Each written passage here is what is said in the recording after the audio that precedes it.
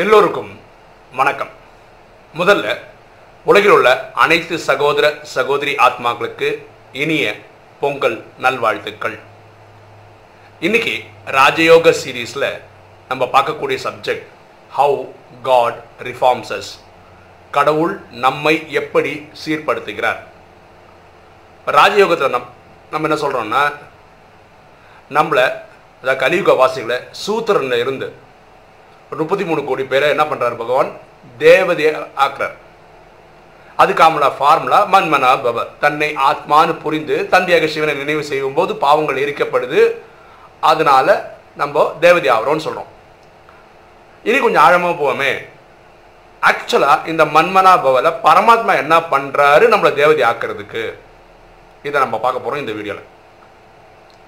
இந்த 7 days கோர்ஸ்க்கு வர்ற ஆத்மாக்கள் ஃபர்ஸ்ட் டே வரும்போது நம்ம என்ன சொல்றோம்னா, நீங்க தான் 63 ஜென்மமா பக்தி பண்ணியிருக்கீங்க, அதனால தான் நம்ம சென்டர்ல கால் எடுத்து வச்சிருக்கீங்க, யார் வேணா நினைச்சா வந்துட முடியாது, போர்டில் இலவசம் போடுறதுனால எல்லாரும் வந்துடுறது கிடையாதுன்னு நம்ம சொல்றோம். வந்து கேட்குற மாணவர்கள், நான் உட்பட ஸ்டார்டிங்கில் இப்படி தான் நினைச்சேன், நான் அவ்வளோ நல்லவன்லாம் கிடையாது, என்கிட்ட அவ்வளோ நல்ல திறமைகள்லாம் இல்லையே, இந்த பிரிவிலும் சிவபக்தன் தான், ஆனால் சினிமாவில் காட்டுற மாதிரி ஒரு காலில் கட்டும் தபஸ்ல நான் பண்றது இல்லையே, என்னெல்லாம் போய் தேவதைன்னு சொல்றாங்களே, என்னால் இதை ஏற்றுக்கவே முடியல. அப்ப ரியலா பரமாத்மா என்ன பண்ற, இந்த மன்மனா பவல இந்த பாவம் எரிக்கிறேன்னு சொல்றாருல, அப்போ என்னதான் நடக்குது, உள்ளுக்குள்ள என்ன நடக்குது, இது புரிஞ்சுக்கிறதுக்கு ரொம்ப ஈஸி பரமாத்மா பண்றது. அது தெரிஞ்சா ரொம்ப இன்ட்ரெஸ்டிங்கா இருக்கும். ஆக்சுவலா பரமாத்மாவோட குணங்கள் நம்ம என்ன சொல்றோம், ஏற்கனவே அதுக்கு ஒரு வீடியோ போட்டோம், அதனால கொஞ்சம் ஃபாஸ்ட்டாக சொல்லிடும். KP2 low high blood pressure அப்படின்னு சொல்கிறோம்.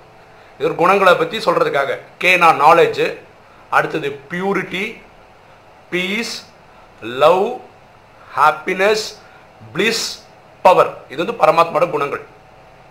அவர் எல்லாத்துலேயும் கடலாக இருக்கார். ஓகேவா? நம்ம 800 கோடி ஆத்மாக்கள் வச்சோம். 800 கோடி ஆத்மாக்களும் இந்த குணங்களோட தான் இருக்கும். ஓகேவா? அப்ப யாருக்கிட்ட இல்லைன்னு இல்லை. பரமாத்மாவுக்கு நம்மளோட டிஃபரன்ஸ் என்னன்னா, அவர் இந்த விகாரங்கள்ல போய் மாயை அவர் அட்டாக் பண்ணி அது மழுங்கி போற மாதிரி சிஸ்டம் பரமாத்மா கிடையாது. ஏன்னா அவர் பிறவி எடுக்காததுனால. நம்ம 63 ஜென்மமா பிறவி எடுத்ததுனால, பக்தி பண்ண காலகட்டங்கள்ல மாயையின் ஊடுருவல்னால, நம்ம தேகம்னு புரிஞ்சுங்கிறதுனால, காமம், கோபம், அகங்காரம், பற்று, பேராசை ஈடுபட்டதுனால நம்ம மேல வந்து என்னது சகதி வந்துருச்சு. இந்த குணங்கள் இருக்கு, அதுக்கு மேல இதெல்லாம் இருக்கு. கடைசி 63 இதே விகாரங்களோட இருந்ததுனால நமக்குள்ள இருக்கிற ஒரிஜினல் தெய்வீக குணங்கள் தெரியல. ஆக்சுவலா ஒவ்வொரு ஆத்மாவுக்குள்ளேயும் அஷ்டசக்திகள், தெய்வீக குணங்கள், தெய்வீக கலைகள் இருக்கு. ஏன்னா நம்ம ஆத்மாவின் தந்தை பரமாத்மாவின் குழந்தைகள், அவரோட குணங்கள் என்ன இருக்கும் அதே குழந்தைகளோட குணங்கள் இருக்கு. பரமாத்மாவோட குழந்தை குணங்கள் நம்ம கிட்டே இருக்கணும், இருக்கு. ஆனா இந்த நேரத்தில் எப்படி இருக்குன்னா, இந்த விகாரங்கள் வந்து மேல ஒரு கோட்டிங் மாதிரி ஆகி நமக்குள்ள அந்த குணம் இருக்குன்னு தெரியாத மாதிரி ஆக்கிடுச்சு. அப்போ இந்த மன்மனா பவல்ல பரமாத்மா என்ன பண்றாருன்னா, இந்த விகாரங்கள்ன்றதை எரிச்சு விடும்போது உள்ளுக்குள்ள இருக்கிற அந்த ஒரிஜினல் குணங்கள் வெளிப்பட ஆரம்பிக்குது. அது நமக்கே தெரியும், இந்த ராஜயோகம் பிராக்டிஸ் பண்றவங்களுக்கே தெரியும். வந்த நாள்ல இருந்து இன்னைக்கு வரைக்கும் பார்க்கும்போது நம்ம காமத்தை இவ்வளவு குறைச்சிருக்கிறோம், கோபத்தை இவ்வளவு குறைச்சிருக்கோம். அப்படின்னா என்ன அர்த்தம், அது எரிக்கப்படுது, உள்ளுக்குள்ள இருக்க ஒரிஜினல் குணம் வெளியே வருதுன்னு தெரியுது. தெய்வீக குணங்கள் வெளிப்படுது, தெய்வீக கலைகள் வெளிப்படுது, அஷ்டசக்திகள் வெளிப்படுதுன்றத ஒரு ராஜயோகி கத்துக்கிறான், புரிஞ்சுக்கிறான். இது வேற மாதிரி புரிஞ்சுப்போமே. ஒரு எக்ஸாம்பிளுக்கு, ஒரு ஊர்ல ஒரு பைத்தியக்காரன், அவன் ஸ்க்ரூ காண்டான் இல்லையா, அப்ப என்ன பண்ணுவான், ரோட்ல புரண்டு அங்கேயே படுத்து தூங்கி எழுந்து உடையெல்லாம் மாற்றிக்கிறது கிடையாது, குளிக்கிறது கிடையாது, யாராவது ஏதாவது கொடுத்தா சாப்பிட்றது, இப்படி தான் அவன் வாழ்க்கை ஓடுது. அப்போ அந்த ஊரில் இருக்கிற இளைஞர்கள் என்ன முடிவு பண்ணுறாங்கன்னா, இவனை வந்து சரி பண்ண முடியெல்லாம் பார்த்தீங்கன்னா ஜடவெல்லாம் உழுந்து ஒரு இவ்வளோ பெருசாகிடுச்சு. ஆனால் அவன் குளிக்கிறதே கிடையாது, முடி வெட்டுறது கிடையாது, எந்த பழக்கமும் இல்லை. அப்போ அந்த இளைஞர்கள் என்ன பண்ணுறாங்கன்னா, அவனை போய் நிறைய தண்ணி எடுத்து ஊற்றி தலையை முடி கட் பண்ணி ஷேவ் பண்ணி விட்டு அவனை வந்து ஒரு பார்த்தா அவன் கலர் கண்ணாமன் கண்ணங்கரேன்னு இருந்தான். ஏன்னா இவ்வளோ அழுக்கு சளியெல்லாம் ஆனதுனால இப்போ குளிச்சு ஃப்ரெஷ்ஷானவனா ஒரு சினிமா ஸ்டார் மாதிரி ஆகிட்டான். ஹேர் கட்லாம் பண்ணி தாடிலாம் எடுத்தோடனே. இதுதான் நமக்கும் நடக்குது. இந்த பைத்தியக்காரன் மாதிரி நம்ம இருந்துட்டோம் 63 ஜென்மமா, விகாரத்தில் போய் விழுந்துட்டோம். நான் ஏன் பைத்தியக்காரன்னு சொல்கிறேன்னா, நம்ம சூத்திரனா ஆயிட்டோன்னு யாருக்கு தெரியல, நமக்குள்ளே இருக்கிற தேவதைகளுக்கு தெரியல. நம்ம தான் தேவதையாக இருந்தோம்.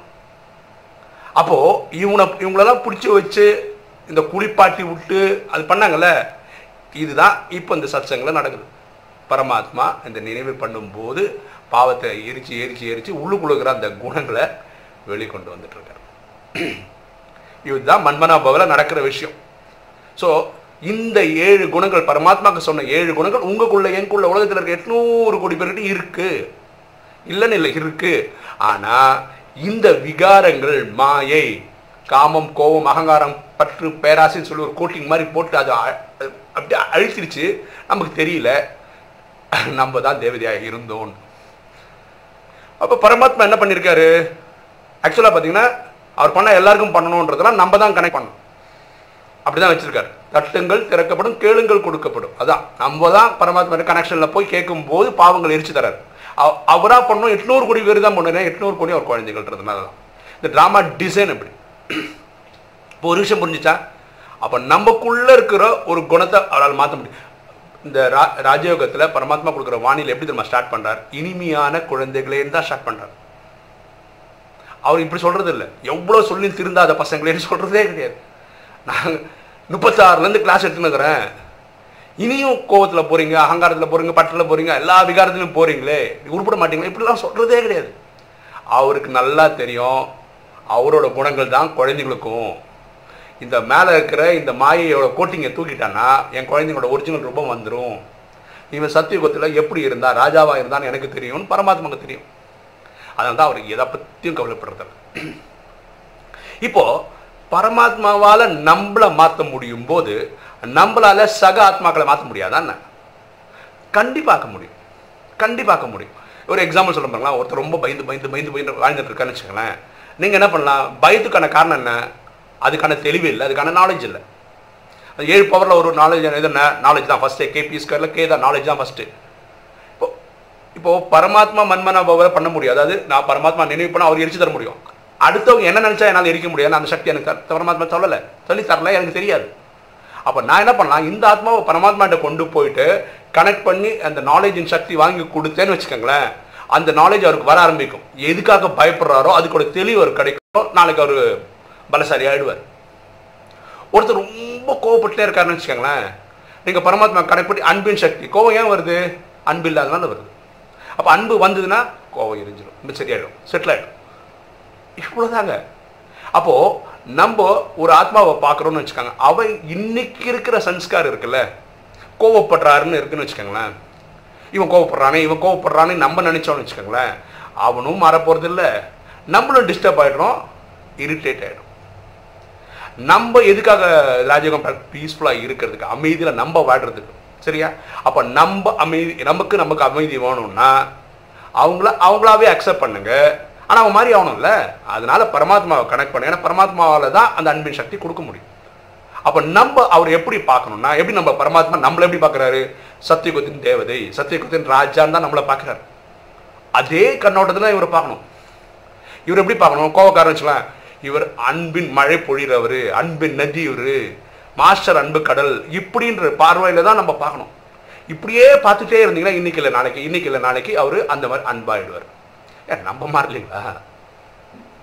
நம்ம மாறல. எவ்வளோ மாற்றம் நான் பர்சனலாக மாறுறேன், எவ்வளோ மாற்றம் எனக்கு தெரியுமா? நான் பயங்கர கோவக்காரன். இன்னைக்கு ஐஸ் மாதிரி இறங்கி இருக்குன்னா காரணம் என்ன? எனக்குள்ளே இருக்கிற தெய்வீக குணங்கள் ஸ்லோவாக வருது, எமர்ஜ் ஆகுது. அது எப்படி வருது? மன்மனா பவ. அப்போது நம்ம பார்க்கக்கூடிய ஒவ்வொருத்தரையும் பரமாத்மாவால் நம்ம மாற்ற முடிகிற மாதிரி நம்மளால் சக ஆத்மாவை மாற்ற முடியும். இதில் ஒரு விஷயம் பார்த்துக்கோங்க, நம்மளால் என்ன பண்ண முடியும்னா அவங்களுக்குள்ளே இருக்கிற ஒளிஞ்சு இருக்கக்கூடிய இந்த 7 உயர்ந்த குணங்களை தான் கொண்டு வர முடியும். நம்ம நெகட்டிவாக ஒருத்தரை பற்றி நினைக்கவே வேண்டாம், பண்ணவும் வேண்டாம். நெகட்டிவாக பண்ணும்போது என்ன ஆகிடுதுன்னு இதான் ஆகிடுது. ஒருத்தர் கோவப்படுறாருன்னு வச்சுக்கலாம், இப்போ கோவப்படுறான்னு நினைக்கும் போது நம்ம டிஸ்டர்ப் ஆகிடுறோம், இரிட்டேட் ஆகிடுறோம், நம்ம சமாதானம் போயிடுது. ஸோ நம்ம பார்க்குற பார்வை அப்படி இருக்கக்கூடாது. எல்லாரும் அவங்கவுங்க சன்ஸ்கார் படி தான் நடந்துப்பாங்க, இதை புரிஞ்சுக்கணும். அவங்கவுங்க ஆங்கிளில் அவங்க ரைட்டுன்னு புரிஞ்சுக்கணும். ஓகேவா? அவங்க நல்ல மாதிரி ஆகணும்னா நீங்கள் பரமாத்மா கிட்ட சொல்லி அந்த சக்தியை வாங்கி கொடுங்க. எது இல்லையோ அது வாங்கி கொடுங்க. இல்லை எதுவுமே பண்ண தெரியல, இது 7 வாங்கி கொடுத்துருங்க.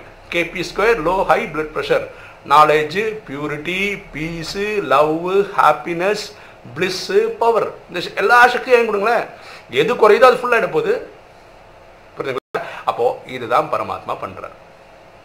மன்மனா பவல அவர் பண்ற விஷயம் என்னன்னா, அவருக்குள்ள இருக்கிற 7 குணங்கள் 800 கோடி குழந்தைங்களுக்கு இருக்கு. ஆனா இதுக்கு மேல ஒரு கோட்டிங் மாதிரி மாயை போய் உட்காந்துக்குச்சு. பரமாத்மா எரிச்சு கொடுக்கும்போது இந்த மாயை போன உடனே ஒரிஜினல் குவாலிட்டி வெளியே வருது. இவ்வளவுதான் மன்மனா பவ பண்ற வேலை. இது நம்மளும் பண்ண முடியும். இல்லை நீங்கள் நானும் புரிஞ்சுக்க வேண்டியது தெரியுமா? நீங்கள் நானும் பாகுபலின்னு புரிஞ்சுக்கணும். இந்த பாகுபலி பார்ட் 1 புரிஞ்சுக்கினீங்களா? அந்த படத்தில் பார்த்தீங்கன்னா ஹீரோ வந்து ஒரு ஏழ்மையான ஒரு குடும்பத்தில் இருப்பார். ஒரு மலை இருக்கும், அங்கே அருவி கொட்டிகிட்டே இருக்கும். இவர் எப்போ பார்த்து இந்த மலையை ஏறி அந்த அருவியெல்லாம் தாண்டி அந்த பக்கம் போகணும், அந்த பக்கம் போகணும்னு நினைப்பார். கதைப்படி என்ன, அவர் அந்த ஊர் ராஜா விட குழந்தை இங்கே வந்து பிறகு வளர்ந்துட்டு இருக்கார்.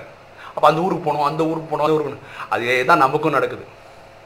நம்மளும் சத்தியுக திரேதாயுகத்திலையும் தேவதைகளாகவே இருந்தவங்க 63 பிறவிகளாக நம்ம இங்கே ராவணன் கிட்ட மாயை கிட்ட மாட்டி இருக்க பிரிவினே இருக்கோம். ஆனால் நமக்கு எப்படியோ டச் ஆகிட்டே இருக்கு. நான் இந்த ஊருக்காரன் கிடையாது, நான் இந்த ஊருக்காரன், நம்ம சொந்த ஊர் சாந்தி தான், அது தோணுது. எப்படியோ கரெக்டாக அந்த டைமில் பரமாத்மா டச் பண்ணுறாரு, நம்ம இந்த நாலேஜுக்குள்ளே வந்துடுறோம். அப்புறம் நமக்குள்ளே இருக்கிற இந்த தேவையில்லாத வில்லன் குணம் இருக்குல்ல, மாயை என்னோட குணங்கள், அதை அழகாக எடுத்துடுறோம். ஒரிஜினல் குணம் வெளியே வந்துடும். இதுதான் பியூட்டி. இப்படி தான் கடவுள் நம்மளை ரிஃபார்ம் பண்ணுறார். அப்போதான் நமக்கு தோணுது, நம்மக்கிட்ட அந்த கலைகள் இல்லை, குணங்கள் இல்லை, நான் நல்லவன் இல்லைன்னு நினைக்கிறோம். ஆனால் 63 ஜென்மம் பண்ணது நம்ம தான் நம்ம கனெக்ட் பண்ணும்போது தெரியும். ரொம்ப ஈஸியாக அவர் பண்ண முடியறதுக்கு காரணம் இதுதான்.